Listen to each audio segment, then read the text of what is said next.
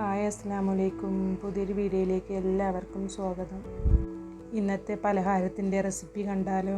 3 ഉരുളക്കിഴങ്ങ്, 2 ഗ്ലാസ് വെള്ളവും 1/4 ടീസ്പൂൺ ഉപ്പും ചേർത്ത് 4 വിസിൽ വരെ വേവിച്ചെടുക്കാം.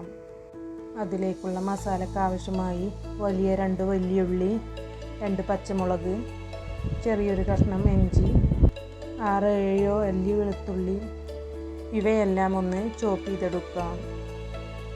ചട്ടിയിലേക്ക് 3 സ്പൂൺ വെളിച്ചെണ്ണ ചേർത്ത് ചൂടായ ശേഷം ചോപ്പ് ചെയ്ത് വെച്ച ഉള്ളിയുടെ കൂട്ട് ചേർത്ത് കൊടുക്കാം.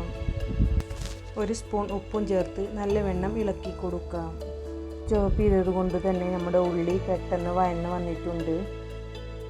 3/4 ടീസ്പൂൺ കുരുമുളക് പൊടി, 1/4 ടീസ്പൂൺ വലിയ ജീരകപ്പൊടി, 1/4 ടീസ്പൂൺ ഗരം മസാല, 1/2 ടീസ്പൂൺ മുളക് പൊടി, 1 ടീസ്പൂൺ മല്ലിപ്പൊടി, 1/4 ടീസ്പൂൺ മഞ്ഞൾപ്പൊടി, ഇവയെല്ലാം പച്ചമണം മാറുന്നത് വരെ വഴറ്റിയെടുക്കാം.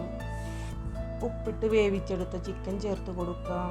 പുഴുങ്ങിയെടുത്ത കിഴങ്ങ് തൊലിയെല്ലാം കളഞ്ഞ് ഉടച്ചെടുക്കാം. മസാലയിലേക്ക് 2 തണ്ട് കറിവേപ്പില അരിഞ്ഞതും 1 ടീസ്പൂൺ ഉപ്പും ഉടച്ചു വെച്ച കിഴങ്ങും ചേർത്ത് നല്ലവണ്ണം ഇളക്കി കൊടുക്കാം. നമ്മുടെ മസാല റെഡി ആയിട്ടുണ്ട്. ചൂടാറിയ ശേഷം ചെറിയ ഉരുളകളാക്കി എടുക്കാം. ബോൾസുകളെല്ലാം മുക്കിയെടുക്കാനായൊരു മാവ് തയ്യാറാക്കാം. അതിനാവശ്യമായി 4 സ്പൂൺ മൈദ, 1/2 ഗ്ലാസ് വെള്ളമൊഴിച്ച് കട്ടയില്ലാതെ ഇളക്കിയെടുക്കാം. അതിലേക്ക് കുറച്ച് ചിക്കൻ മസാലയും 1/4 ടീസ്പൂൺ ഉപ്പും കുറച്ച് വെള്ളവും ചേർത്ത് മുക്കിയെടുക്കാവുന്ന പാകത്തിന് കുറുക്കിയെടുക്കാം.